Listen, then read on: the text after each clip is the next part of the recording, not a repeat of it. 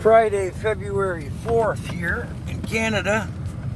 I thought while the plow truck wakes up, I'd make a quick video. The disinformation campaign of the government has just gotten beyond farcical. All it does is incent and anger more people to stand behind the cause. Even in open parliament, I was watching a session yesterday.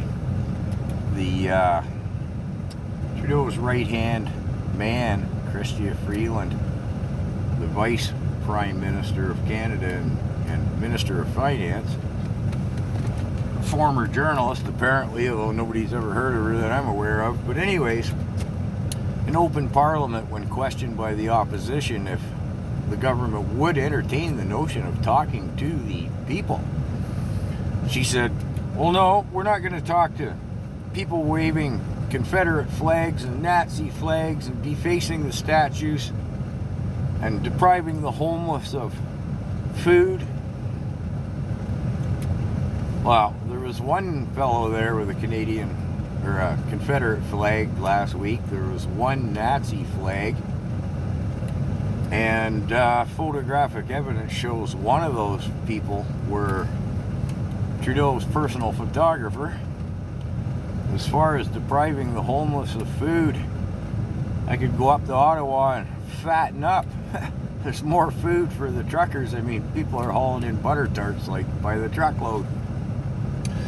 It's just insane.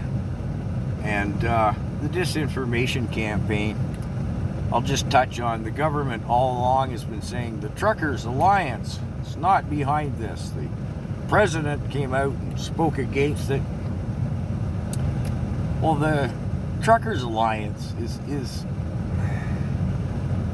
well, I've asked all the truckers here about, who and what they are, and they all either just go, the Truckers Alliance. One fellow expressed it, he goes, well, look at it this way. It's like that charity that you contribute to that thinks is going to go dig wells in Africa, and 98.3% of the funding goes to administrative fees. They don't do anything. I think if anything, they just take advantage of the immigrants coming into this country who think they need to join this or something. The government keeps parroting their ad. 23,000 truckers desperately needed jobs available in Canada. Well, that's been on their post since they were formed, long before this current issue came to be. It's crazy, absolutely crazy. Now, this weekend, there's going to be a lot more people arriving in Ottawa, and as I said in a previous video, more and more cities, the protests are adding up. And apparently Trudeau approached the military about stepping in on the situation, and their formal reply was, this is a civilian matter. The reality of it is the military has long since despised Trudeau. He's underfunded them, destroyed their morale, dictated, of course, they participate in the experiment. And for a couple of years now, there's been a clip keeps circulating where a veteran from fighting the Taliban, lost both legs there, in a public venue said to Trudeau, the veterans need more support. And his famous and loathed response to that, and he said it right to the fellow in front of a crowd, was, you're asking for more than we can give right now. So what will transpire this weekend, I don't know. They're bringing in more police. And, the fear, of course, is that protesters will clash, and planted troublemakers, we'll say, will arise. Another thing the government's been touting was there were 2 arrests last weekend at the protest. Yeah, 2 arrests out of 3 million people. They were both citizens of Ottawa, and the charges had nothing to do with the protest at all. Of course, some people in Ottawa, some of the citizens, aren't behind this. That's to be expected. They're whining about being inconvenienced. Well, I'm sure they are.